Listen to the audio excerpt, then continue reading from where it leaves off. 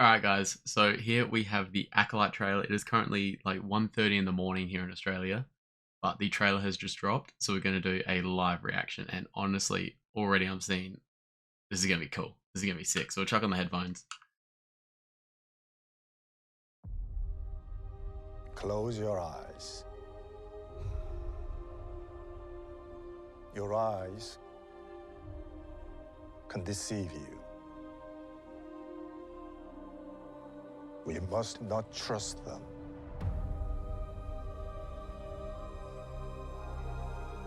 Tell me what comes into your mind.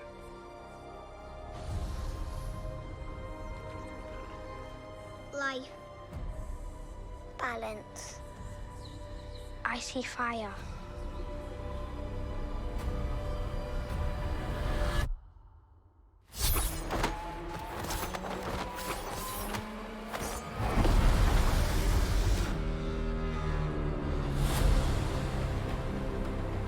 Someone is killing Jedi. It doesn't make sense. There's the Wookiee Jedi. What happened?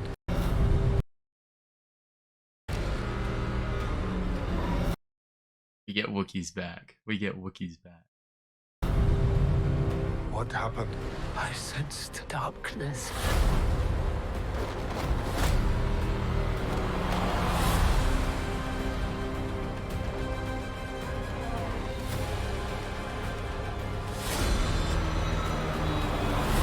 This isn't about good or bad. This is about power and who is allowed to use it. What is that?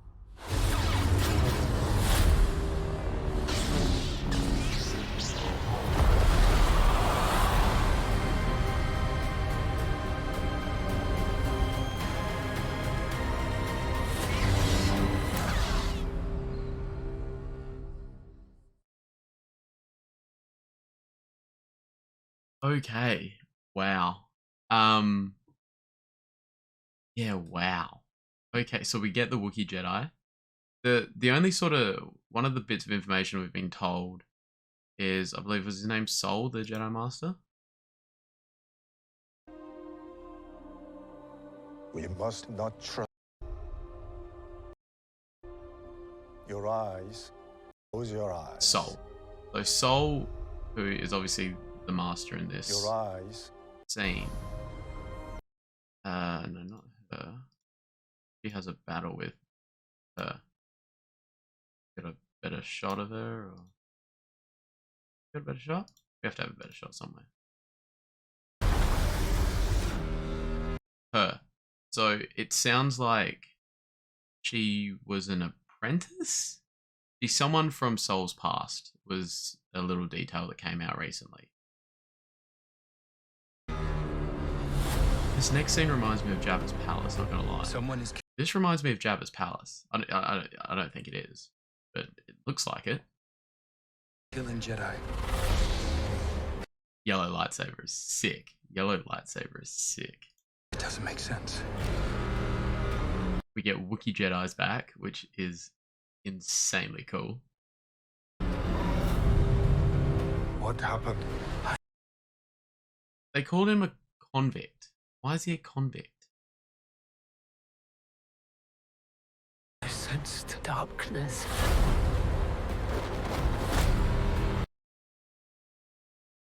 So yeah, this is where they meet again. So it's someone from his past.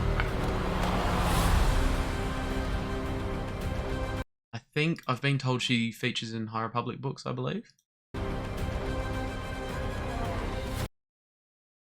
Or Jedi, Wookiee Jedi again in the background. This looks so good. An older Wookiee Jedi looks so cool. I've seen concept art of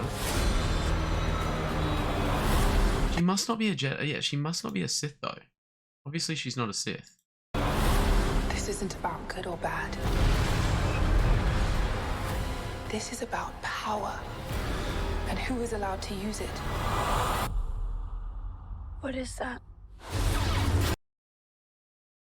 I'm gonna look at that planet. It looks a lot like the planet Ahch-To. Reminds me a little bit of Ahch-To. What is that?